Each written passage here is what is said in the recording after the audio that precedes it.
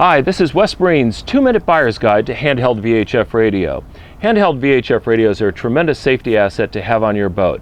They allow line-of-sight communications between you and the Coast Guard or other vessels. And because they have a self-contained antenna and battery pack, they don't rely on your boat being fully functional. So they're ideal emergency communication devices. Let's look at 5 of the features on handheld VHF radios to determine which one's right for you.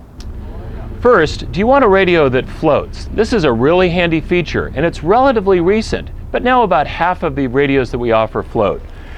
If you're a little clumsy, or possibly that you operate on a small boat, you can get a radio that when dropped in the water pops back to the surface with no damage. Second, how many hours of battery life does your handheld radio need to have? All of them have at least 8 hours under normal conditions, but they range from 8 all the way up to close to 20 hours. So if you want to have a radio that lasts all weekend without any intermediate charging, you may want to look for one that has longer battery life. Third, does the radio have a dot matrix display? A dot matrix display makes it much easier to choose the functions on a menu, and it provides a lot more information than just a standard 7-segment display. Fourth, do you want a radio that has a built-in GPS with digital selective calling?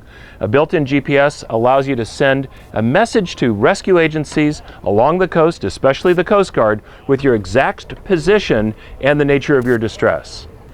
The final thing to look for is whether your radio has an accessory that especially suits your needs. For example, some radios have an alkaline battery pack that allows you to extend the range of the radio.